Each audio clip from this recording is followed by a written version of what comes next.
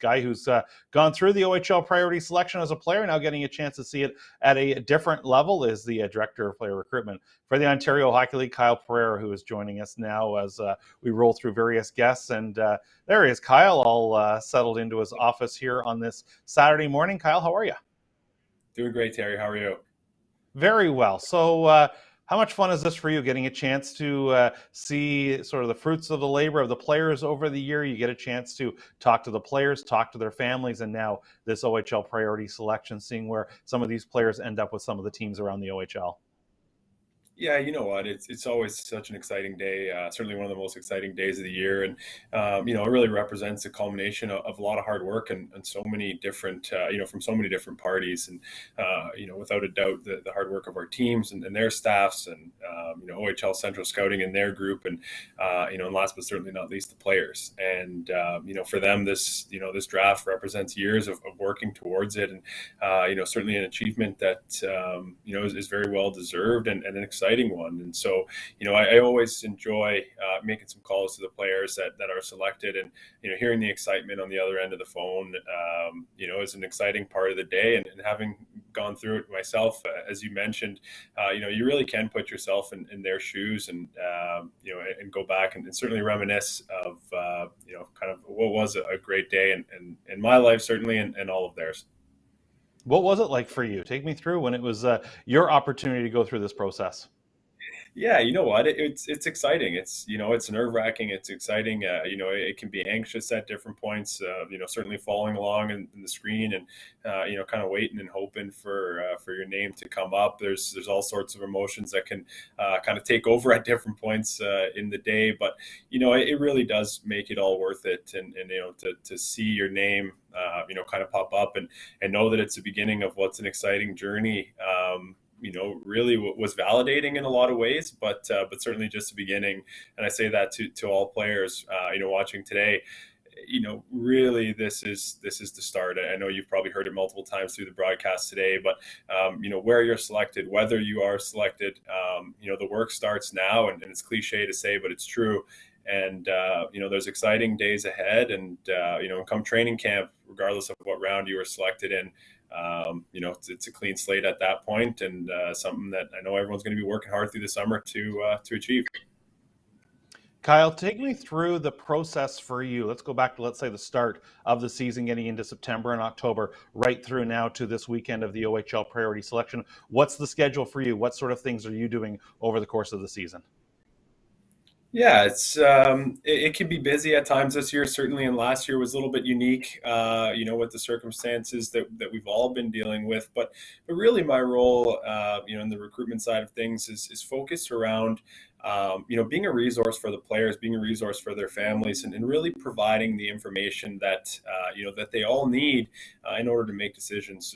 There's a lot of information out there, and certainly options, and we want to make sure that the families are comfortable with the process, comfortable with the information that they have, and really understand the benefits that the OHL provides, and that certainly is from an on-ice development standpoint, but really more holistically in development off the ice as well, and that goes into the education piece. Certainly our scholarship, which is really the hallmark of the player experience in so many ways, and our player support programs that exist, everything from mental health support in our Talk Today program, right through diversity and inclusion training. It's just, there's a lot that's there, and we certainly understand the responsibilities and that we have to the players and to their families in taking in 16 to 20-year-olds, and we take that very seriously. So, really, Terry, it's a lot of group presentations, it's a lot of individual meetings with players and families, just to make sure that,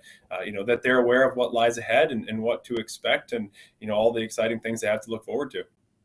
I'm sure it's pretty natural at times where a 15 and 16-year-old, they've kind of got their eyes straight ahead when it comes to the hockey side. And I'm sure they ask questions about sticks and equipment and the facilities around, where a lot of times it's the parents and the families. They even get deeper into the OHL education plan and many other things. And I'm sure that's that nice balance where for the players, in some cases, if they want, they can concentrate on their current schoolwork and hockey, knowing down the road if they want to use the OHL education plan, it's going to be there for them. And I'm sure that's where you kind of get that mixture of questions depending on who you're talking to. If you're talking to the player, they're probably asking questions one way versus the families the other way. And I'm sure it's nice to be able to give them that complete package. Absolutely, and it's totally understandable. Every player's dream and goal is is to move on to the next level, and play in the OHL, and then ultimately go on to play in the NHL. But as I think Sam Cosentino so eloquently alluded to prior to me being on here, is that's not the reality for the large majority of players. And to your point, that scholarship package and the education piece, really is kind of what completes the experience in so many ways. And we as a league are thrilled to be able to to offer the scholarship packages that we do. Our teams invest incredibly heavily in those scholarship packages, and really it's investing in the future of our players outside of the game. There's so many opportunities that exist beyond hockey, and we certainly know that it doesn't last forever.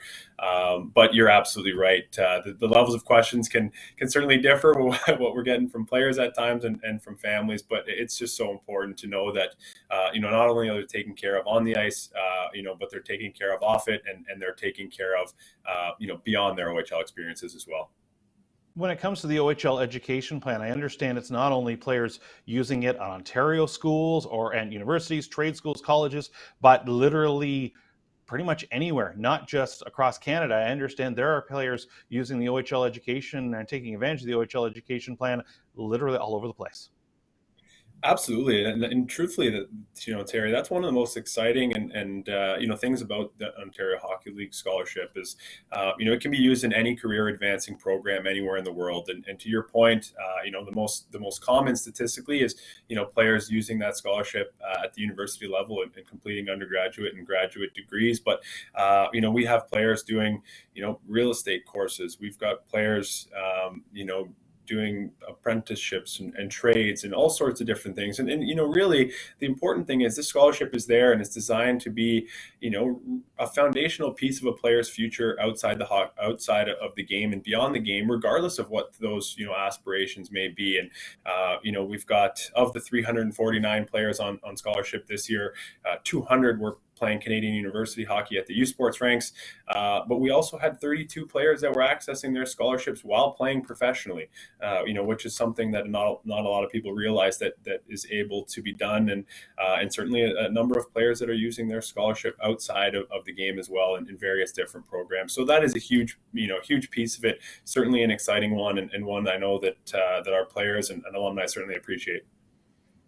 Before we let you go, I know people have said over the years that U Sports hockey can be the best kept secret. I think we've talked about enough that it's not as much of a secret anymore. You've gone through it. You've seen so many players go through it, where that combination of going to school through the OHL education plan, but continuing their hockey, we've seen that once again, it's sort of that best case situation on the hockey side and the school side. We've talked about the school side, but as you've seen, it's the hockey side works out pretty well too.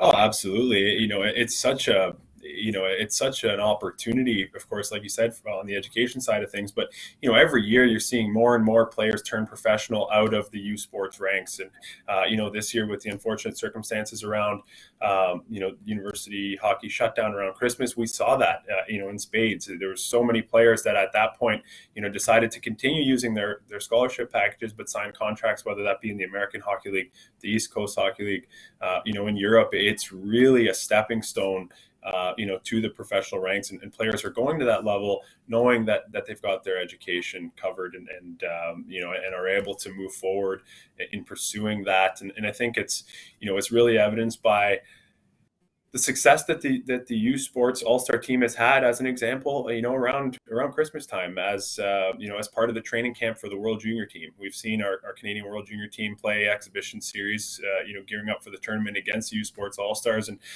certainly not uncommon for the U Sports All-Star team to win. And I think that's perhaps the best example we have that would really demonstrate the caliber of U Sports. And I know a really, really exciting piece, and like you said, perhaps not a secret anymore, which is great. Well, Kyle, we appreciate the time. We'll let you go back to monitoring the choices. I think we're deep into round 8 at this point. So thanks for the time. We'll talk soon. Thanks, Terry.